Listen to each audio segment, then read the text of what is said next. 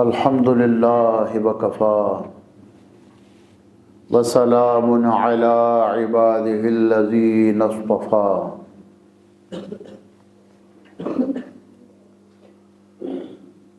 وعلی آلہ خصوصاً علی سید المرسلین والانبیاء حبیبنا و شفیعنا سیدنا و مولانا محمد المصطفیٰ وعلی آلہ و اصحابہ بدور الدجا و نجوم الہدا اما بعد فاعوذ باللہ من الشیطان الرجیم بسم اللہ الرحمن الرحیم یا ایہا الذین آمنوا ان تنصروا اللہ ینصرکم ویثبت اقدامکم والذین کفروا فتعسا لهم وضل اعمالهم ذلك بأنهم كرهوا ما أنزل الله فأحبط أعمالهم أفلم يسيروا في الأرض فينظروا كيف كان عاقبة الذين من قبلهم دمر الله عليهم وللكافرين أمثالها ذلك بأن الله مولى الذين آمنوا وأن الكافرين لا مولى لهم ان اللہ يدخل الذین آمنوا وعملوا الصالحات جنات تجری من تحتها الانہار والذین کفروا یتمتعون ویأکلون کما تأکل الانعام والنار مثوی لهم وکأی من قریة هی اشد قوة من قریتک التی اخرجتک اہلکناہم فلا ناصر لهم افمن كان على بينة من ربه كمن زين له سوء عمله واتبعوا أهواءهم مثل الجنة التي وعد المتقون فيها أنهار من ماء غير آسن وأنهار من لبن لم يتغير طعمه وأنهار من خمر لذة للشاربين وأنهار من عسل مصفى ولهم فيها من كل الثمرات ومغفرة من ربهم كمن هو خالد في النار وسقوا ماء حميما فقطع أمعاءهم ومنهم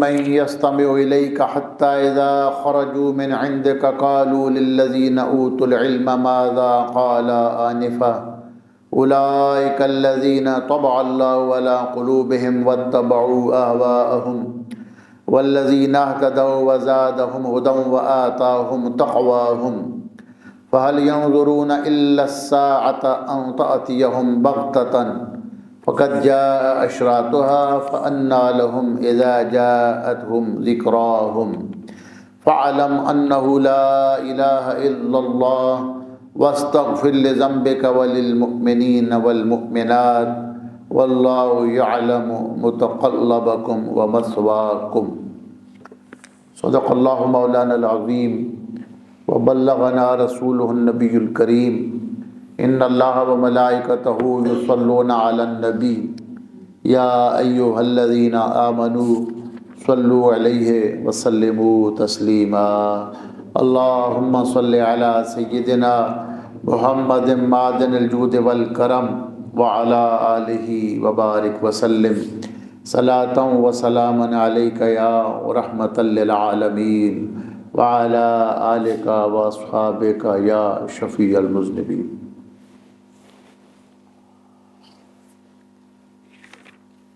احباب ذی وقار، آج سورہ محمد کی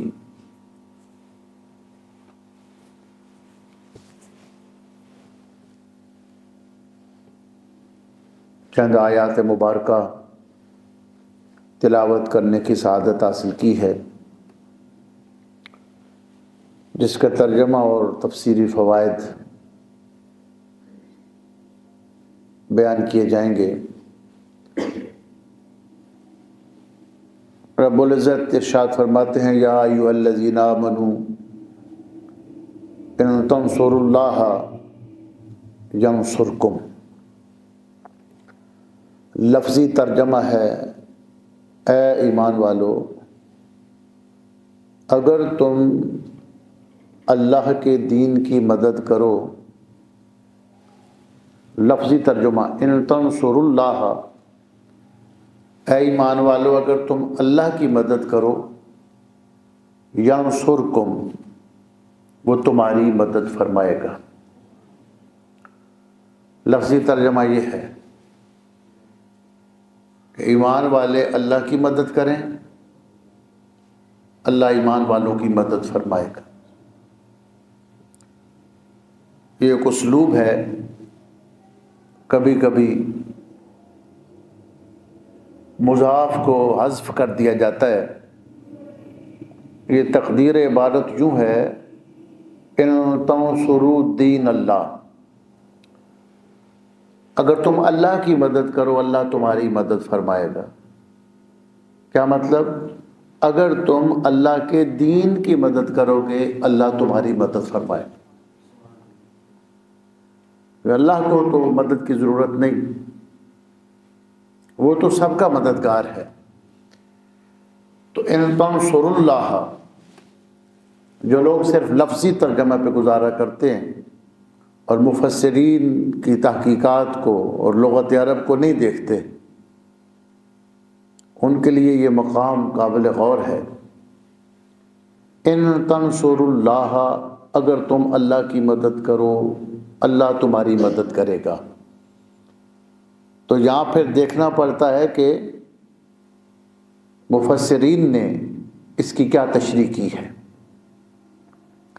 ان تنصروا دین اللہ، اگر تم اللہ کے دین کی مدد کرو گے۔ نصرت کیا ہوتا ہے؟ جب کسی کو مدد کی ضرورت ہو تو اس کا ساتھ دینا، موقع پر ساتھ دینا، یہ نصرت ہے۔ اور خذل یخذل، یہ اس کے اپوزٹ ہے، جس کا مطلب ہے جب کسی کو آسرے کی مدد کی ضرورت ہو تو اس کا ساتھ چھوڑ دینا۔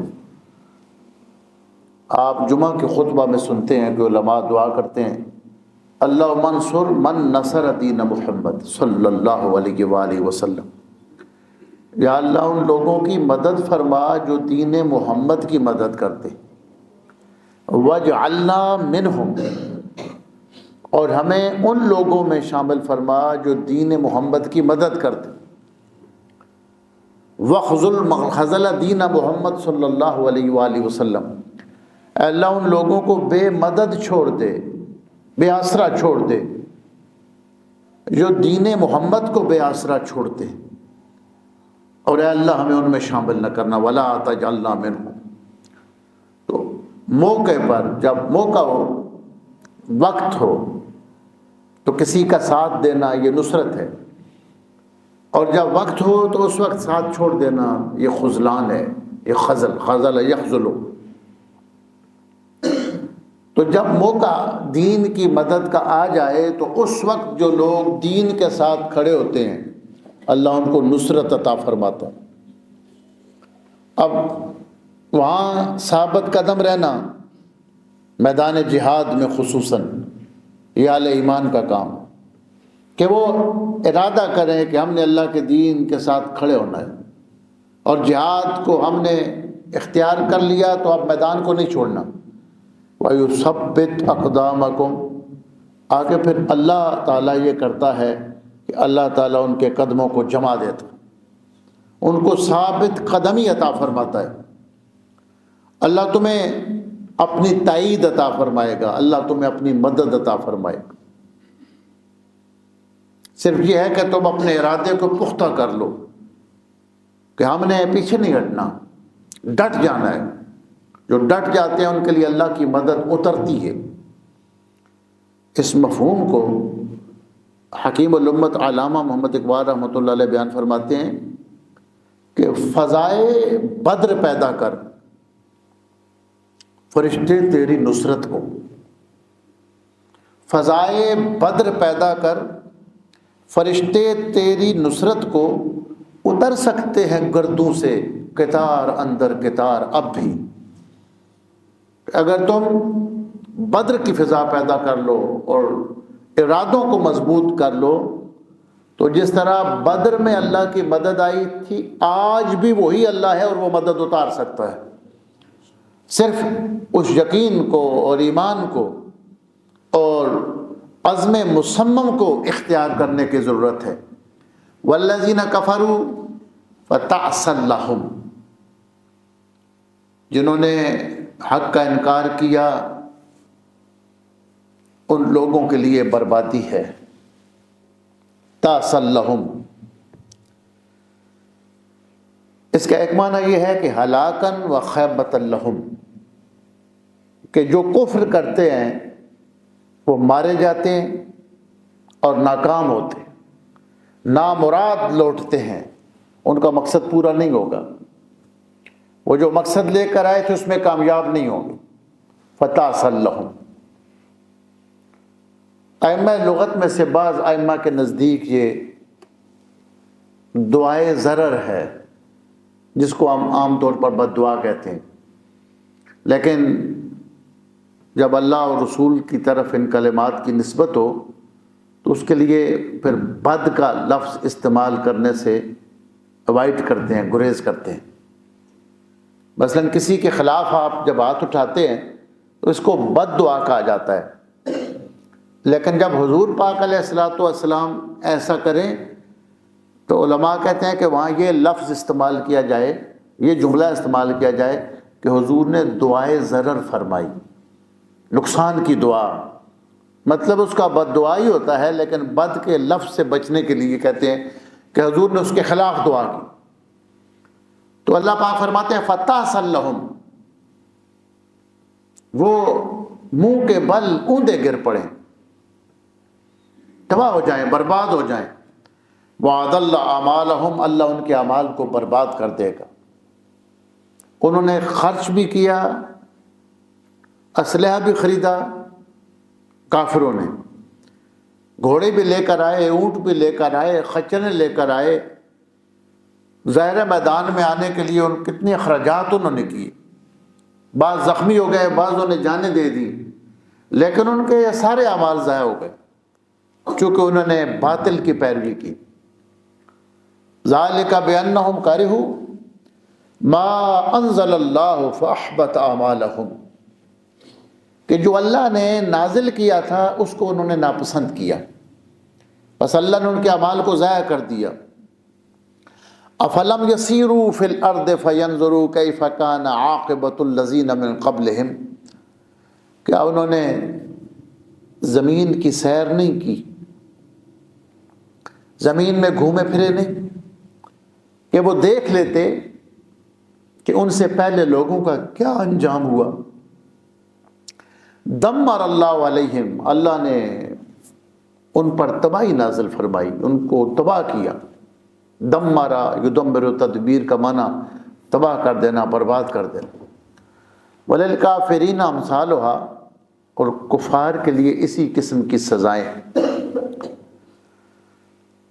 ذالک، یہ اس لیے کہ بأن اللہ مولی الذین آمنوا، اب دوسری طرف جن لوگوں نے اللہ کی راہ میں خرچ کیا، جانیں پیش کی، زخمی ہوئے، گھر بار چھوڑے، جان بھی خرچ کی، مال بھی خرچ کیا، اور بعض شہید بھی ہو گئے، ان کے لیے فرمایا بأن اللہ مولی الذین آمنوا، کہ اللہ تعالیٰ والی ہے اور مددگار ہے ان لوگوں کا جو ایمان لائے۔ وَأَنَّ لِلْكَافِرِينَ لَا مَوْلَى لَهُمْ، لیکن کافروں کے لیے کوئی مولا و مددگار نہیں ہوگا۔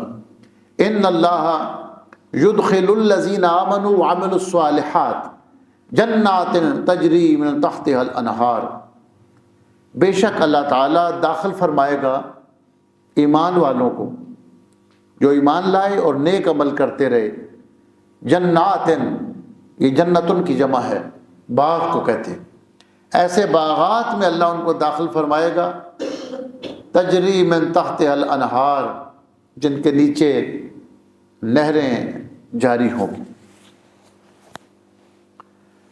ان جنات میں نہریں ہوں گی والذین کفروا یتمتعون، وہ لوگ جنہوں نے کفر کیا وہ دنیا کی زندگی میں مزے کر رہے ہیں، دنیا کی زندگی سے لطف اندوز ہو رہے ہیں، عیاشیاں کر رہے ہیں، عیش اڑا رہے ہیں۔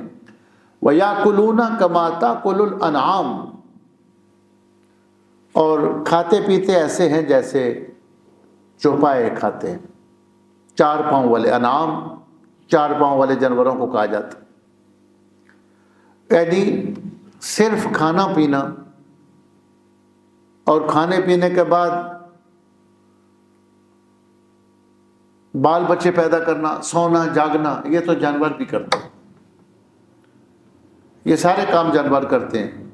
جوڑے کی زندگی گزارتے ہیں، بچے پیدا کرتے ہیں، کھاتے ہیں پیتے ہیں، ان کو بھی چھوٹے بڑے پیشاب کی حاجت ہوتی ہے۔ اگر بندے بھی یہی کریں تو فرق کوئی نہیں۔ بندے کا مقصد اللہ کی اطاعت کرنا ہے، اس کی رضا حاصل کرنا ہے، اس کی معرفت حاصل کرنا ہے۔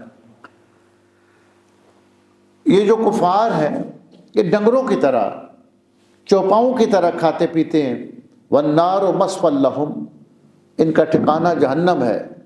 وَكَأَيٍّ مِّن قَرْيَةٍ هِيَ أَشَدُّ قُوَّةً مِّن قَرْيَتِكَ الَّتِي أَخْرَجَتْكَ، بہت ساری ایسی بستیاں ہیں جو طاقت میں اس بستی سے زیادہ تھیں، مضبوط تھیں، وہاں کے باشندے بہت طاقت میں تھے مکہ کے مقابلہ میں۔ جس بستی میں آپ ہیں یہاں کے لوگوں نے آپ کو نکال دیا ہے، تو اس سے پہلے بڑی بڑی مضبوط بستیاں، طاقتور قسم کے باشندوں والی بستیاں اس سے پہلے گزری ہیں۔ اہلکناہم، اللہ فرماتے ہیں ہم نے ان کو ہلاک کر دیا، تباہ کر دیا، برباد کر دیا۔ فلا ناصر لہم، ان کا کوئی مددگار نہیں تھا۔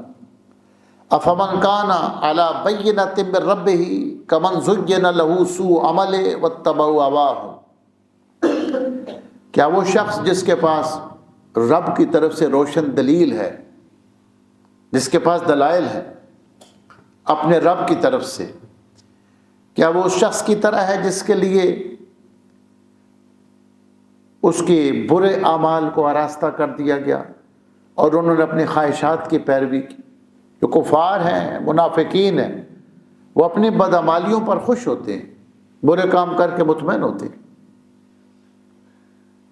وہ ان کاموں میں لذت پاتے ہیں، اپنے خواہشات کی پیروی کرتے ہیں۔ کیا وہ اور وہ اہل حق جن کے پاس اللہ کی طرف سے دلیل و برابر ہو سکتے ہیں؟ مثل الجنت التی وعد المتقون، پھر حالت اللہ تعالیٰ بیان فرماتا ہے اس جنت کی تقوی والوں سے جس کا وعدہ کیا گیا۔ فیہا انہار من ماء غیر آسن، اس جنت میں ایسی نہریں ہوں گی، ایسے پانی ہوگا، نہریں جاری ہوگی، من ماء غیر آسن، جس کا پانی بدمزہ اور بدبودار نہیں ہوگا۔ اسنا یاسنو، اسنن اور اسونن، اس کا مطلب ہوتا ہے پانی پڑا رہے تو اس کے اندر جو بدبو پیدا ہو جاتی۔ آپ کسی بھی دنیا کا یہ جو عام پانی ہے اس کو کسی برتن میں رکھیں، چند دنوں بعد اس میں بدبو پیدا ہو جاتی۔ فرمایا جو جنت کا پانی ہے وہ عرصہ تک بھی پڑا رہے اس کے اندر بدبو پیدا نہیں ہوگی۔ اور اس کی ایک نشانی ہمارے سامنے مثال موجود ہے زمزم شریف کی۔ 3 4 سال تک، 5 سال 10 سال تک گھروں میں پلاسٹک کی بوتل میں زمزم پڑا رہے اس میں بدبو پیدا نہیں ہوتی۔ یہ عام مشاہدہ ہے، کوئی بھی بندہ چیک کر سکتا ہے، چونکہ اس کا تعلق جنت کے ساتھ ہے۔ جنت کی جو نعمتیں ہیں وہ دائمی ہیں، وہاں یہ معاملات دنیا والے نہیں ہوتے۔ فرمایا جنت میں جو نہریں ہوں گی ان کا جو پانی ہوگا غیر آسن ہوگا، اس میں یہ صلاحیت ہوگی کہ اس میں بدبو پیدا نہیں ہوگی۔ وَأَنْهَارٌ مِّن لَبَن، اور جنت میں دودھ کی نہریں جاری ہوں گی، لم یتغیر طعمہ، کہ وقت گزرنے کے ساتھ ان کا ذائقہ نہیں بدلے گا۔ دودھ کی نہریں جاری ہوں گی، ذائقہ نہیں بدلے گا۔ وَأَنْهَارٌ مِّن خَمْرٍ لذت للشاربین، اور جنت کی اس شراب زلال کی نہریں ہوگی جو پینے والوں کو لذت دیں گی۔ جنت کی اس شراب کے بارے میں فرمایا کہ وہ پینے والوں کا دماغ خراب نہیں ہوگا، بھٹکیں گے نہیں، بہکیں گے نہیں، ان کی دماغی حالت خراب نہیں ہوگی، وہ جنت کا شربت ان کو دیا جائے گا۔ وَأَنْهَارٌ مِّنْ عَسَلٍ مُصَفًّى، عسل شہد کو کہا جاتا ہے، اور صاف کیے ہوئے شہد کی نہریں ہوں گی۔ جس طرح شہد کو صاف کیا جاتا ہے وہ اس طرح آسانی کے ساتھ بہتا ہے، ایسی نہریں ہوں گی۔ وَلَهُمْ فِيهَا مِنْ كُلِّ الثَّمَرَاتِ، اور جنت میں ہر قسم کے پھل ہوں گے۔ وَمَغْفِرَةٌ مِّن رَبِّهِمْ، اور رب کی طرف سے ان کے لیے بخشش کا اعلان ہوگا۔ کمن ہوا خالد فی النار، کیا یہ لوگ ان لوگوں کی طرح ہیں جو جہنم میں رہنے والے ہیں، دوزخ میں رہنے والے ہیں؟ وَسُقُوا مَاءً حَمِيمًا، اور جن کو اتنا گرم پانی پلایا جائے گا، فَقَطَّعَ أَمْعَاءَهُمْ، کہ وہ پانی ان کی آنتوں کو کاٹ دے گا، جو دوزخ میں ہوں گے۔ اہل جنت کے لیے انعامات کا ذکر ہے۔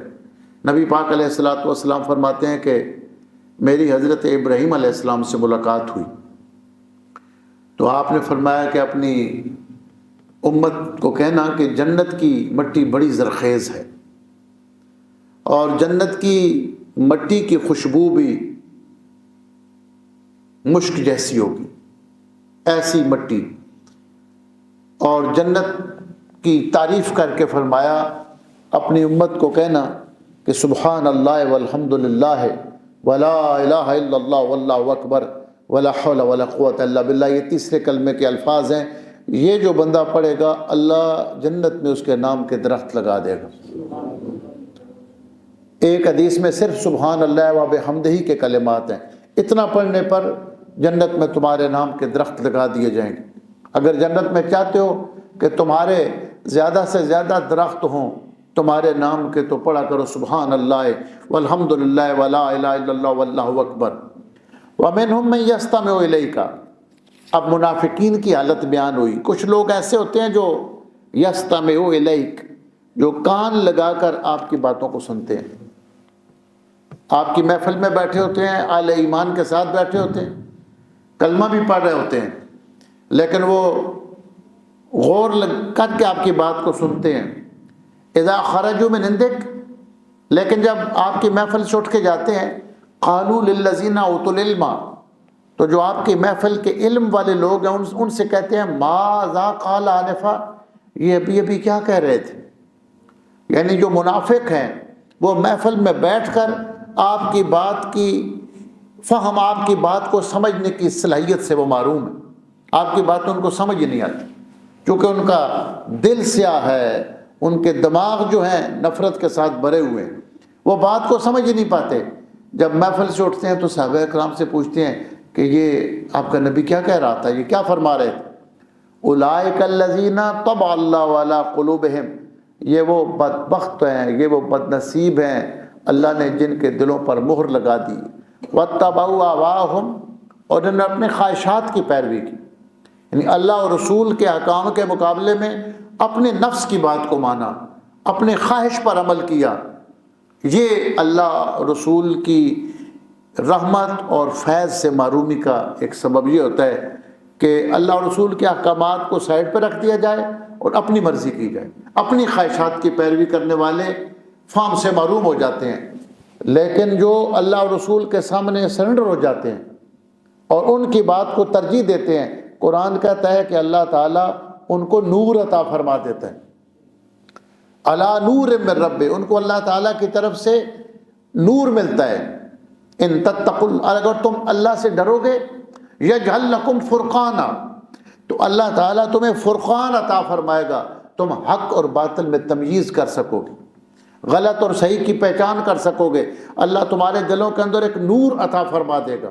والذین اہتدوا وزادہم ھدی، وہ لوگ جو رائے ہدایت پر چلتے ہیں، والذین اہتدوا زادہم ھدی، اللہ تعالیٰ ان کی ہدایت میں اور ان کو زیادہ کر دیتا ہے اور نور عطا فرماتا ہے۔ وآتاہم تقواہم، پھر اللہ تعالیٰ ان کو تقوی بھی عطا فرماتا ہے، یعنی جو اللہ کے پیغمبر کی بات کو مانتے ہیں، پھر اللہ ان کو ہدایت ایسے دیتا ہے کہ ان میں توفیق خود پیدا فرما دیتا ہے۔ تقویٰ یہ اللہ تعالیٰ کی توفیق سے ملتا ہے۔ حضور علیہ الصلوۃ والسلام نے ام المومنین سیدہ طیبہ عائشہ صدیقہ سلام اللہ علیہا کے ذریعے سے ایک دعا امت کو بتائی، ان کو بتائی، ان کے ذریعے سے ہم تک پہنچی، کہ جس سے اللہ سے یہ تقویٰ مانگا جاتا ہے، اللہم آت نفسی تقواہا وزکھا انت خیر من زکاہا وانت ولیہا ومولاہا۔ اے اللہ میرے نفس کو اس کا تقوی کا حصہ عطا فرما دے، میرے نفس کو پاک کر دے، میرے نفس کو تقویٰ عطا فرما، وزکھا اور میرے نفس کو پاکیزہ فرما دے، انت خیر من زکاہا تو سب سے بہتر اس کی پاکیزگی کا انتظام فرما سکتا ہے، انت ولیہا و مولاہا، اے اللہ میرا نفس میری جان سب کچھ تیرے کنٹرول میں ہے۔ تو یہ دعا ہے تقویٰ کے حصول کی، اور صحیح حدیث میں آئی ہے اللہم آت نفسی تقواہا وزکھا انت خیر من زکاہا وانت ولیہا و مولاہا۔ میں جب پہلی مرتبہ عمرہ شریف پہ حاضر ہوا تو مسجد قباء میں جب ہم داخل ہوئے وہ نفل پڑھے تو اللہ تعالیٰ پہ بندہ چھوڑ دیتا ہے کہ یہاں کیا دعا مانگی جائے، تو میرے دل میں فوراً آیا کہ یہ دعا مانگوں، اللہم آت نفسی تقواہا وزکھا انت خیر من زکاہا، یا اللہ میرے نفس کو تقویٰ عطا فرما۔ بعد میں نے غور کیا تو سامنے قرآن مجید کی آیت قباء کے بارے میں لکھی ہوئی تھی، لَمَسْجِدٌ أُسِّسَ عَلَى التَّقْوَى مِنْ أَوَّلِ يَوْمٍ، یہ وہ مسجد ہے کہ پہلے دن سے جس کی بنیاد ہی تقوی پہ رکھی گئی تھی۔ لَمَسْجِدٌ أُسِّسَ عَلَى التَّقْوَى مِنْ أَوَّلِ يَوْمٍ أَحَقُّ أَن تَقُومَ فِيهِ، کہ یہ وہ مسجد ہے کہ پہلے دن سے اس کی بنیاد تقوی پر رکھی گئی۔ تو میں نے اللہ کا شکر ادا کیا کہ اللہ کی طرف سے یہاں دل میں وہ دعا آئی جس کا تعلق ہی تقوی کے ساتھ ہے، اللہم آت نفسی تقواہا وزکھا انت خیر من زکاہا انت ولیہا ومولاہا فہل ینظرون الساعة ان تأتیہم بغتۃ، تو کیا یہ انتظار کر رہے ہیں کہ اچانک ہی قیامت آ جائے؟ یعنی ابھی تک ان کو ہدایت نہیں مل رہی، یہ تانے بھی مارتے ہیں اور کہتے ہیں اچانک ہی بس قیامت آ جائے گی۔ فقط جاء اشراطها، اللہ فرماتا ہے کس چیز کا انتظار کر رہے ہیں؟ قیامت کی علامات تو آ چکی ہیں، اس کی نشانیاں تو آ ہی گئی، یعنی اب نبی پاک علیہ الصلوۃ والسلام کی نبوت اور قرآن مجید کا نزول یہ قیامت کی نشانیوں میں سے سب سے بڑی نشانی تھی۔ ظاہر ہے جب سب سے آخری رسول سب سے آخری نبی آ گئے تو اس کا مطلب ہے اس کے بعد پھر قیامت آنی ہے، یعنی سرکار دو عالم علیہ الصلوۃ والسلام کا یہ بعثت، سرکار کی نبوت، یہ سب علامات قیامت میں سے، یہ ایک عام کامن سینس کی بات ہے کہ جب سب سے آخری آ گیا ہے تو اس کے بعد پھر آگے قیامت ہی ہے۔ ان علامتیں آ چکی ہیں۔ شارحین نے، مفسرین نے اس آیہ مبارکہ کی تفسیر میں چند علامات قیامت کا ذکر کیا، اور میں سے ایک حدیث مبارکہ بخاری شریف کی ہے کہ حضور صلی اللہ علیہ وآلہ وسلم گفتگو فرما رہے تھے، آپ کی گفتگو کا سلسلہ جاری تھا۔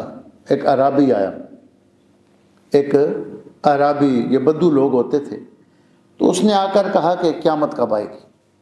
تو آپ علیہ الصلوۃ والسلام نے فرمایا اذا ضیعت الامانہ، جب امانتوں کو ضائع کیا جائے گا، جب امانتوں کو ضائع کیا جائے گا، فانتظر الساعہ، پھر قیامت کا انتظار کرنا۔ اب وہ بڑا دانا تھا، اس نے کہا کیفا اضاعتھا، امانتیں ضائع ہونے کا کیا مطلب ہے؟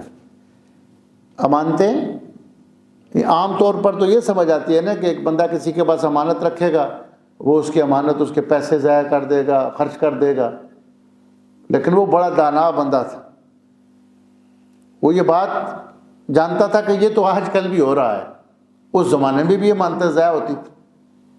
اس لیے تو نبی پاک علیہ الصلوۃ والسلام امانت میں مشہور تھے کہ آپ نے کبھی کسی کی امانت کو ضائع نہیں کی، تو دوسرے لوگ امانتیں تو ضائع کرتے تھے، اس لیے وہ دانا آدمی تھا، اس نے وہ سمجھ گیا کہ امانت ضائع کرنے سے مراد یہ نہیں ہے کہ کسی کے پاس پیسے رکھے ہوئے ہیں اور وہ کسی اور کو دے دے، اس کا کس عہدے پر کون سا اہل بندہ ہے۔ جب سفارش کے ذریعے اور رشوت کے ذریعے لوگوں کو عہدے دیے جائیں گے اور ہر منصب پر وہ لوگ بیٹھیں گے، عہدوں پر وہ لوگ ہوں گے جو اہل نہیں ہیں۔ جو اہل ہیں وہ اپنے مقام پر بیٹھے ہوں، ان کو کوئی پوچھے گا ہی نہیں۔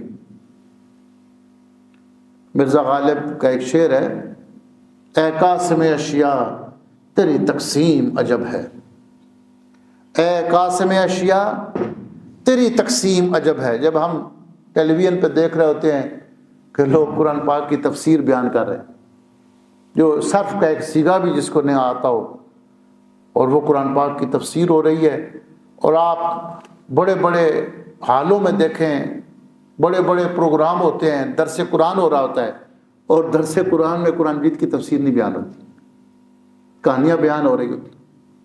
وہ میرے ایک دوست کہتے ہیں جس طرح ملتانی حلوے میں ملتان نہیں ہوتا، گلاب جامن میں نہ گلاب ہوتا ہے نہ جامن ہوتا ہے، لیکن نام گلاب جامن ہے، اس طرح درس قرآن نام رکھے ہوئے ہیں، اس میں قرآن مجید کی بات ہی نہیں ہوگی، ادھر سے کہانی شروع ہوگی ادھر ختم ہو جائے گی۔ تو منصب پر جب لوگ بیٹھیں گے نائل، فرمایا جب نائل لوگوں کے سپرد کام کیے جائیں گے، فانتظر الساعہ، پھر قیامت کا انتظار کرنا۔ ترمذی شریف کی مشہور حدیث ہے، رسول اللہ صلی اللہ علیہ وسلم نے ارشاد فرمایا، اذا اتخذ الفے دولا والامانہ، اذا اتخذ الفے دولا والامانۃ مغنما، فرمایا کہ جب مال غنیمت کو آپس میں بانٹ دیا جائے گا اور امانت کو لوٹ کا مال سمجھا جائے گا اور زکوٰۃ کو تاوان خیال کیا جائے گا، لوگ تنگ ہو کے اس طرح زکوٰۃ دیں گے جس طرح ٹیکس تنگ ہو کے دیتے، وہ اس کو ٹیکس سمجھیں گے۔ جب زکوٰۃ کو تاوان کا مال سمجھا جائے گا اور دنیاوی مقاصد کے لیے دینی تعلیم حاصل کی جائے گی، لوگ دینی تعلیم حاصل کریں گے، مقصد دنیا کمانا، یا دین کے علاوہ اور علوم کو ترجیح دیں گے، اس کا دوسرا ترجمہ یہ بنتا ہے، یہ علامات قیامت سرکار نے بتائی، مال غنیمت کو آپس میں بانٹ لیں گے، امانت کو لوٹ کا مال سمجھا جائے گا، زکوٰۃ کو ٹیکس خیال کریں گے، دنیاوی مقاصد کے لیے دین کا علم حاصل کریں گے۔ فرمایا وَأَطَاعَ الرَّجُلُ امْرَأَتَهُ وَحَقَّ أُمِّهِ، مرد اپنی بیوی کی فرما برداری کرے گا اور ماں کی نافرمانی کرے گا، وَأَدْنَىٰ صَدِيقَهُ وَأَقْصَىٰ أَبَاهُ، اپنے دوست کو اپنے قریب کرے گا اور باپ کو اپنے سے دور بھگائے گا، وَظَهَرَتِ الْأَصْوَاتُ فِي الْمَسَاجِدِ، اور طرح طرح کی آوازیں اونچی ہوں گی مسجدوں کے اندر، ہر طرح کی باتیں شروع ہو جائیں گی، وَسَاقَ الْقَوْمَ فَاسِقُهُمْ، اور قوم کو چلانے والا اس کا سردار فاسق ہوگا، وَكَانَ زَعِيمُ الْقَوْمِ أَرْذَلَهُمْ، گھٹیا لوگوں کو قوم کا رہنما بنا دیا جائے گا، وَأُكْرِمَ الرَّجُلُ مُخَافَةَ الشَّرِّ، اور ایک بندے کی عزت اس لیے کی جائے گی کہ اس کی شر سے بندہ بچا رہے، یعنی اس کی شرارت سے بچنے، دل میں اس کا احترام نہیں ہوگا، وہ بندہ احترام کے قابل نہیں ہوگا، لوگ اس لیے اس کی عزت کریں گے کہ یہ شرارتی بندہ ہے، نقصان دے گا، اس سے بچنے کے لیے لوگ اس کی عزت کریں گے۔ وَظَهَرَتِ الْقِينَاتُ وَالْمَغَازِفُ، اور گانے والیاں اور گانا بجانا عام ہو جائے گا اور کھلے عام شراب پی جائے گی۔ اور آخری الفاظ ذرا دیکھیے، وَلَعَنَ آخِرُ هَٰذِهِ الْأُمَّةِ أَوَّلَهَا، اور بعد میں آنے والے لوگ پہلے گزرے ہوئوں کو برا کہیں گے کہ وہ ٹھیک نہیں تھے، وہ جاہل تھے، ہم لوگ زیادہ سمجھدار ہو گئے، ان کو برا بھلا کہیں گے جو پہلے گزر گئے ہیں، بعد میں آنے والے۔ فرمایا اس وقت کیا کرنا، فَارْتَقِبُوا عِنْدَ ذَلِكَ رِيحًا حَمْرَاءَ وَزَلْزَلَةً وَخَسْفًا وَمَسْخًا، پھر اس وقت سرخ آندھیوں کا انتظار کرنا، سرخ آندھیاں چلیں گی، زلزلے کثرت سے ہوں گے، لوگ زمین میں دھس جائیں گے اور مسخ ہو جائیں گے۔ بعض لوگوں نے تو کوشش کی ہے کہ یہ بتانے کی کہ اتنے عرصے بعد قیامت آئے گی، لیکن نشانیاں بتائی گئی ہیں، اس کی حقیقت کو اللہ تعالیٰ کے سپرد کر دیا گیا ہے۔